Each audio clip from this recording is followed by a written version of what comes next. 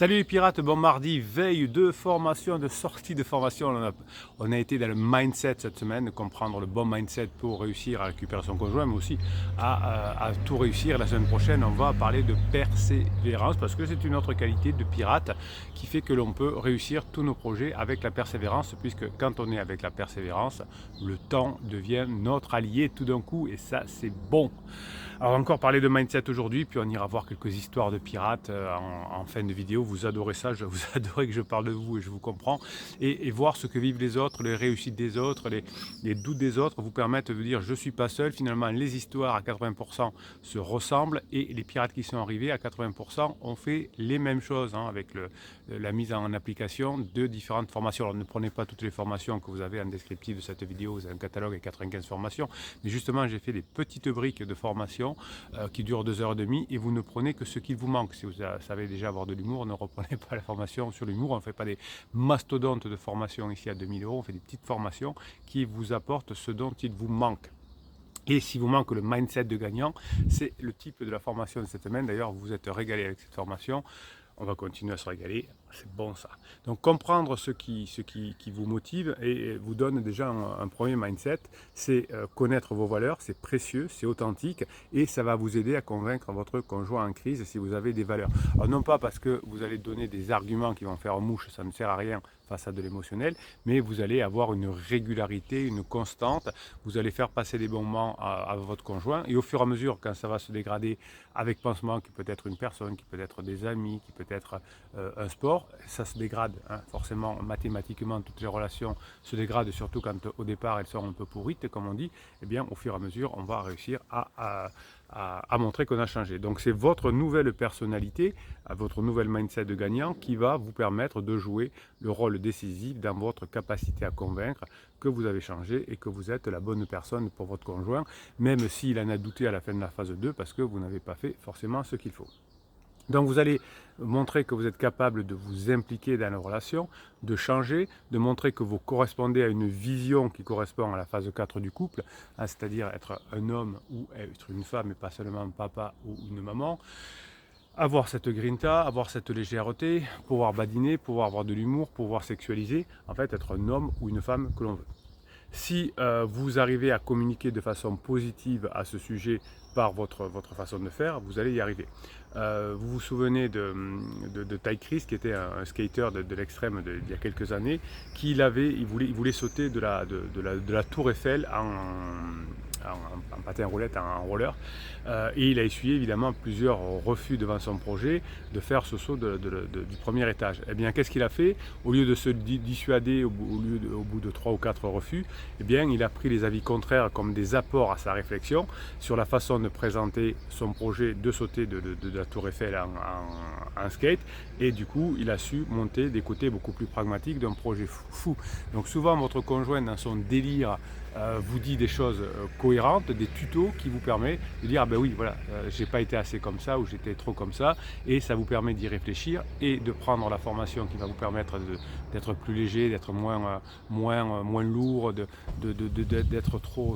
d'être moins prenant ou je ne sais quoi, et vous allez pouvoir avec ce projet fou que vous avez dans votre tête de récupérer votre conjoint, de faire en sorte que vos enfants ne partent pas d'une main sur l'autre, d'une maison à l'autre, ce que même les adultes n'aiment pas faire, puisque les personnes qui ont essayé la mauvaise idée de dire on laisse les enfants dans la maison et nous on fait une semaine dans un studio ou chez des amis, ça ne marche pas, enfin, ça saoule rapidement et on est très content de revenir à la maison même si son conjoint est un peu brouillon.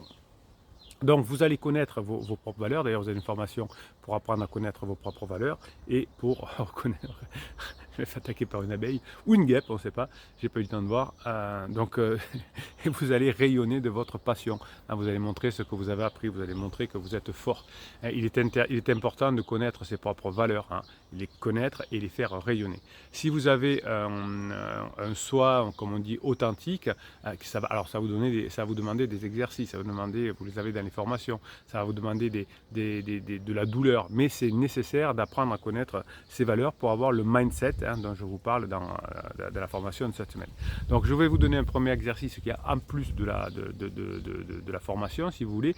hein, parce que tout ce qui est dans les formations reste dans les formations, évidemment. Alors, de temps en temps, je vous donne quelques commandes dans les vidéos, hein, parce que ça vous fait du bien, mais c'est dans les commandes, ils sont dans les formations, et ici, on a le pourquoi. Pourquoi il faut avoir ce mental de gagnant, cette persévérance pour arriver à récupérer son conjoint. Donc un exercice que je lui fais souvent moi d'ailleurs, c'est de penser à ce que l'on dirait de nous dans une, alors c'est pas très game, enfin, dans une rubrique nécrologique, hein, quels ont été nos grands succès, qu'est-ce qu'on laisse derrière, et notamment vous pouvez dire au moment de la crise existentielle du conjoint, ou au moment de la crise de couple, il n'a pas lâché, il a été persévérant, il a eu un mental de gagnant, il n'a rien lâché, et il a permis de retrouver son conjoint. On peut même voir l'oraison. C'est très dur ce que je vous dis, mais tant pis. L'oraison funèbre de son conjoint qui vous fait plein de compliments le jour de votre mort, en disant heureusement qu'il a tenu le coup, heureusement qu'elle a tenu le coup, ça a été la femme de ma vie, j'ai fait des bêtises à un moment donné, mais il a toujours été là ou elle a toujours été là. Et ça, c'est bon. Commencez à avoir ça en tête. C'est un exercice qui est très important. Pour chacun des éléments que vous allez évoquer dans le discours de votre nécrologie ou de votre oraison funèbre, eh bien, c'est dur, hein, ce que je vous dis, je sais. Eh bien, vous allez évaluer ce qui vous rend fier et ce que vous voulez laisser en souvenir. Hein. Si vous avez réussi à permettre à vos enfants de continuer à partir en vacances avec ses deux parents, à continuer à pouvoir déjeuner toute la vie avec ses deux parents, vous savez, on ne se rend pas compte, mais souvent, quelqu'un arrive en crise. Alors ça, c'est plus les femmes qui arrivent en crise. Quand le dernier petit est arrivé, le dernier enfant, dans sa tête, c'est le dernier enfant, l'âge étant là, et il devient autonome. Et généralement, il y a un déclic hein, chez la femme. Enfin, c'est ce que j'observe. Hein, je ne dis pas que c'est bien, que c'est pas bien, j'en sais rien. Et il y a une forme de crise pour faire le deuil de son rôle de femme qui peut procréer, à une femme qui a beaucoup d'autres atouts mais qui ne peut plus le faire. Donc souvent, ça doit travailler au niveau hormonal et je vois des difficultés là-dessus. Les hommes, c'est pas mieux avec les petits choux hein, pour continuer à pouvoir avoir des enfants, etc. Mais ça joue pas mal. Donc vous allez avoir dans votre tête laisser le souvenir là que vos enfants, par exemple, pourront continuer à voir papa et maman toute leur vie. C'est très pénible. Hein, même quand les enfants sont grands, qui sont à la fac ou je ne sais quoi, de revenir le week-end et de ne pas pouvoir voir ses deux parents. Dire ah là, samedi et midi, il faut que j'aille manger avec papa parce que si j'y vais pas dimanche à midi, il faudra que j'aille manger avec maman, sinon ça ne va pas le faire. C'est pénible de 3 ans à 50 ans, on va dire, parce que ça dure toute la vie. Hein. Allez, je ne peux pas voir l'un, je ne peux pas voir l'autre. C'est un week-end d'anniversaire, il faut que je fasse attention, je vais aller chez papa, alors que je vous laisse. C'est très pénible. Hein. Donc vous aurez dans votre oraison funèbre la possibilité de dire mes enfants n'ont pas eu à vivre cette galère. Hein, c'est ça d'avoir un mindset fort. Donc vous allez définir comme ça vos valeurs essentielles, ce que vous aimeriez qu'on dise lors de votre oraison funèbre, hein, toutes vos qualités. Donc vous allez aussi pouvoir repenser aux situations dans lesquelles vous avez été bon, dans lesquelles vous avez été les meilleurs, dans ce que vous avez appris en formation et que vous avez mis en place. Remettez-les-vous en intelligence et souvent je vous demande de l'écrire en commentaire des vidéos ou en commentaire sur Facebook parce que ça va vous aider à sédimenter dans votre cerveau, c'est-à-dire à créer des neurones en dur pour vous rappeler de ce que vous avez fait de bien. Donc c'est bien de le dire dans sa tête, c'est encore mieux de l'exprimer, de le parler, même si on est tout seul, mais à voix haute, et c'est encore mieux de l'écrire devant les autres. En revanche, hein, vous savez que si vous avez des coups de calgome, comme on dit, hein, des coups de moins bien, ce qui arrive à tous les êtres humains, la bonne stratégie, c'est pas de l'écrire sur Facebook ou en commentaire, parce que du coup, les autres nous répondent et on se remet à penser à ce qui allait pas bien, donc ça fait un cercle vicieux. En revanche, écrivez-le avec votre mimine, avec un papier, un stylo, c'est pas les mêmes zones du cerveau et vous le déchirez, vous le piétinez, etc. Donc quand c'est quelque chose que vous avez appris, que vous voulez mettre en exergue, que vous voulez sédimenter dans votre cerveau, vous l'écrivez en commentaire des vidéos et de Facebook, c'est super cette team, cette famille, parce que ça vous permet de l'écrire et de le montrer à tout le monde. Et de recevoir des encouragements des autres, c'est génial. Et en revanche, quand vous avez le coup de mou, c'est pas la bonne méthode. La bonne méthode, c'est de l'écrire avec un papier et un stylo et de le détruire. On est pointu, si on est une team, une famille, on est pointu. Des fois, les coachs disent si vous avez une préoccupation, vous l'écrivez. D'accord, mais après, qu'est-ce qu'on en fait? À quel moment on écrit? Où on l'écrit? Quand c'est positif, quand c'est négatif? Il faut aller un peu plus loin. Bruno, on se calme. Il est fou, ce Bruno. il me fatigue, Bruno me fatigue, le capitaine me fatigue. Ouais. Le capitaine, il fatigue Bruno. Je vous rappelle que d'ailleurs, demain, mercredi 15 juin 2022, il y a la journée des pirates dans le sud de la France, organisée par Cerise, et ça va se faire dans la région de Montpellier. Si vous n'êtes pas encore inscrit auprès de Cerise, allez-y. C'est un truc tout à fait simple. Je viendrai vous voir, je viendrai discuter avec vous. C'est un moment de passer, un bon moment à passer ensemble entre pirates, justement, pour se donner la grinta. Voilà, il y a un nouveau pirate, un bébé pirate qui disait « Mais capitaine, qu'est-ce que c'est la grinta ?» Ça c'était dans un commentaire de vidéo. Ben, il y a une formation pour vous apprendre à avoir la grinta. À chaque fois que vous posez une question, il y a une formation pour y répondre. C'est bon ça? Ça veut dire que si vous posez cette question, qu'il y a une formation pour y répondre, ça veut dire que vous n'avez pas été le seul pirate à vous poser cette question à un moment donné. C'est pour ça que le pirate a pris beaucoup de temps, parce que la formation dure 2h30, mais je mets beaucoup de temps pour les préparer, pour vous permettre de répondre à vos questions et de façon précise, avec des exercices, etc. Donc toutes les histoires que vous vivez et tous les commentaires positifs que vous allez mettre vont en dire beaucoup sur vous. Et chaque fois, si vous relisez ensuite tous vos commentaires et que vous voyez la grinta, eh bien pour votre cerveau, ça va vous mettre dans une position de gagnant, plutôt que si vous écrivez « il a fait ça, il a fait ça, il a fait ça », c'est-à-dire en position de victime. On a du mal à récupérer son conjoint si on se met en position de victime. Votre conjoint reviendra plus avec vous si vous sent avec de la grinta, si vous sent au fond, si vous avez changé, si vous n'êtes pas chafouin, si vous n'êtes pas en colère, si vous maîtrisez votre cerveau survie. C'est le minimum qu'on puisse faire. Donc, demandez-vous ce que vous pouvez faire tous les jours, ce qui vous motive. David Pearl disait, il y a une phrase d'ailleurs que j'aime bien, « Le but profond de ma vie est de… » et répondez à cette phrase. « Le but profond de ma vie est de… » Voilà. Alors ça peut être dans le domaine professionnel, dans le domaine personnel, dans le domaine sportif, etc. Vous pouvez rajouter dans le domaine sportif, dans le domaine personnel, etc. Le but profond de ma vie est de. C'est un bon exercice aussi. Imaginez qu'un ami vous dise mais pourquoi, à quelle fin, eh bien vous allez répéter cette question jusqu'à parvenir à la raison essentielle. Pourquoi je veux récupérer mon conjoint? Pourquoi je veux que… Parce que je ne veux pas que mes enfants partent d'une semaine sur l'autre. Pourquoi je ne veux pas que les enfants partent d'une semaine sur l'autre? Parce que pour leur santé mentale, c'est pas bon. De nombreuses études en neurosciences nous l'ont montré. Ok, pourquoi c'est pas bon, etc., etc., jusqu'à avoir les raisons essentielles. Et quand on a ces raisons essentielles, on a la grinta, on a le mindset de folie comme dans la formation de cette semaine, on se régale pour y arriver. Donc parfois les valeurs que vous aurez définies vont entrer parfois en conflit avec d'autres valeurs, c'est pas grave. Donc vous avez 3 voies finalement pour réussir à avoir ce mindset de folie. C'est se taire et accepter la situation telle qu'elle est aujourd'hui, exprimer son désaccord avec la situation et faire ce qu'il faut pour la rétablir. Je répète, je me tais et j'accepte, c'est pas la peine d'être une victime. Si vous avez des tempéraments de victime, écrivez avec votre main. C'est très important pour avoir ce mindset de folie. Donc je tais et j'accepte la situation. On en est à la phase 3 de notre couple. C'est pas la peine de dire après tout ce que j'ai fait, vous exprimez votre désaccord avec cette situation. Je ne veux pas que mes enfants passent une semaine sur 2 dans 2 maisons et qu'ils vivent avec pansement. Et je me mets à bosser pour résoudre ce problème. Donc connaître vos valeurs, c'est ça avoir le mindset. Dites, vous pouvez d'ailleurs en commentaire ou sur Facebook, reconnaissez vos valeurs, dites ce qu'elles représentent pour vous et indiquez-nous aussi quelles sont les options que vous avez choisies pour parvenir à mettre ces valeurs en exergue, notamment dans votre situation difficile aujourd'hui de couple. C'est pas bon ça? C'est pas bon? C'est pas un mindset de gagnant ça? C'est pas un mindset de pirate ça? Ouais, ça c'est un mindset de pirate. Allez, on va lire 2-3 messages de pirates, on va voir ceux qui ont le mindset, ceux qui l'ont pas encore mais qui vont l'apprendre. Et ça c'est bon d'apprendre le mindset parce qu'à un moment donné on se réveille et on dit mais j'ai quand même beaucoup progressé. Surtout quand c'est mon conjoint qui me le dit. Au début à dire c'est dommage que tu ne l'aies pas fait avant, c'est trop tard, mais ça c'est bon, ça veut dire que là, certainement que dans peu de temps, ce sera le début de l'épuisement, ça voudra dire qu'il va y avoir le point d'inflexion, qu'il va y avoir les phases de regret, etc., etc. Ça c'est très bon. Allez, on se lit quelques commentaires. Une question de Claude. Alors, comme c'est sur Facebook, je donne que le prénom, pour pas que il y ait des problèmes de confidentialité. Vous savez que je suis chiant avec ça, mais je suis hyper de la confidentialité. Voilà. Est-ce un interdit de déposer un courrier anonyme dans la boîte aux lettres de pansement sans se faire prendre, sans aucune allusion à Criseux, histoire qu'elle soit concentrée sur autre chose, de lui mettre un petit coup de pression, ça me démange.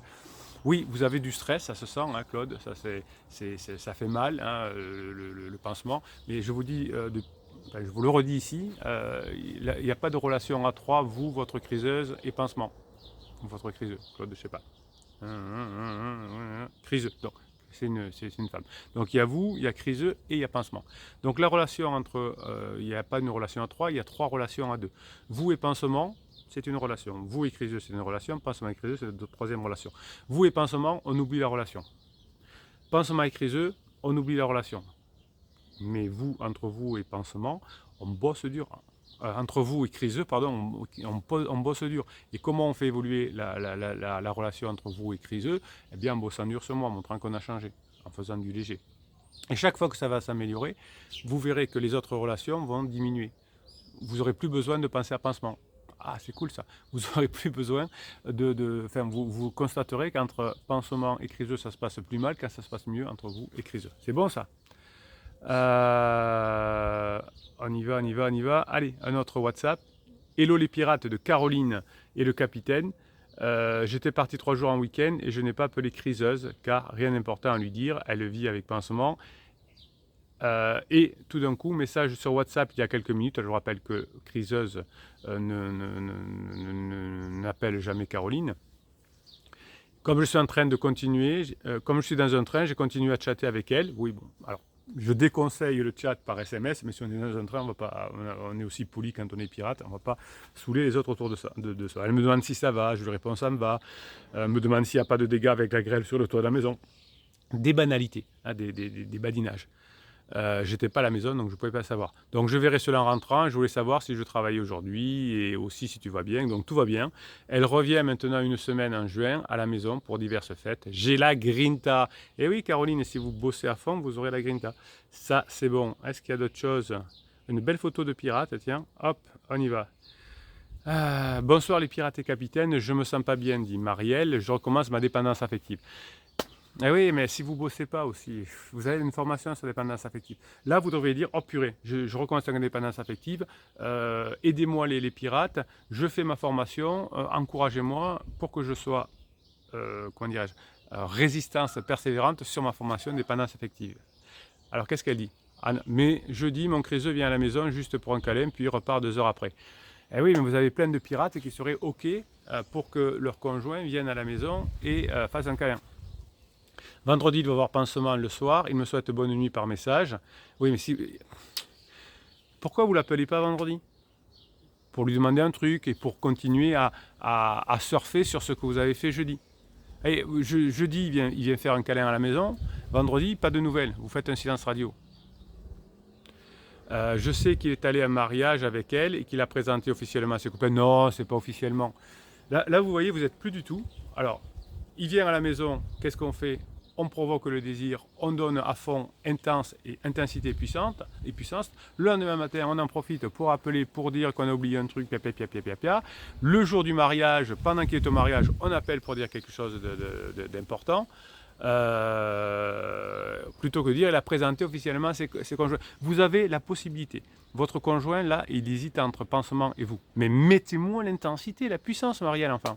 Va dire, je sors de ma dépendance affective. Vous y êtes presque. Allez les pirates, on est de Marielle, hein, c'est sur Facebook. Pendant ce temps, moi j'étais invité à une fête chez son frère. Ses frères lui ont parlé cette semaine. Ils m'ont dit que rien n'était gagné avec elle et qu'il me fallait juste avoir de la patience. Vous voyez, même les frères le disent. Évidemment que ça va bien se faire. Alors, Marielle, ça ne va pas se faire si vous ne bossez pas. Si vous avez la dépendance affective, si vous ne répondez pas, si vous me faites des silences radio, si vous êtes là officiellement, etc., vous n'allez pas y arriver. Hein, vous n'avez pas le mental de gagner à Marielle. Vous y êtes presque, vous avez fait des bonnes choses, mais on y va. Alors pourquoi ce revirement? Parce que il hésite entre les deux. Parce que vous n'avez pas mis l'intensité, la puissance suffisante pour écrabouiller pansement. Franchement, vous avez une puissance par rapport à pansement. Vous avez vécu des années ensemble, vous avez certainement des enfants ensemble. Pansement, c'est juste un pansement. Qu'est-ce que vous n'avez pas de concurrence? Vous n'avez pas de concurrence. Faites ce qu'il faut. Bossez, montrez que vous échangez. Soyez intense et puissant quand vous voyez. Ne me faites pas de silence radio. Appelez-vous tous les jours, rigolez, plaisantez. Je crois que je suis en down à chaque fois qu'il la voit. Il se détache un peu plus d'elle. Mais là, désolé, mais je n'ai pas la grinta ce soir. Ah ben oui, ben écoutez, vous avez une formation sur la grinta. Au lieu de dire j'ai pas la grinta, prenez les outils. Je ne sais pas, on dire, imaginez que vous ayez, vous dites, oh ce soir j'ai faim. Et sur la table, vous avez tous les ingrédients. Il suffit pour faire une pizza. Il suffit de les assembler, de la manger. Et là, vous avez toutes les formations, vous avez tous les outils.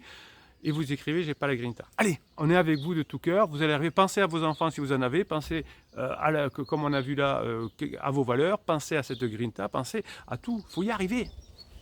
Allez les pirates, on aide Marielle. Vous voyez que c'est ralent quand même. Il y a des pirates qui sont plus loin que vous. Où pour l'instant, on a fait trop d'interdits et le conjoint ne me répond même pas au téléphone. Là, on se voit, on y va, etc. On dit, j'ai pas la grinta. Vous voyez que c'est pas une question c'est une question de mentalité. C'est pas une question d'où on en est. Là, vous êtes presque, même le frère a dit, sois patiente. Moi, j'aurais rajouté, mets un coup de booster. Allez, Marielle, formation, formation, formation. Les pirates, on aide Marielle, s'il vous plaît. C'est dans le groupe, sur le groupe Facebook. Je vous souhaite la journée que vous méritez. Demain, la formation sur la persévérance. Elle est faite aussi pour Marielle, la persévérance. Allez, on y est presque. Bruno Marchal, il vous dit, passez la journée que vous méritez.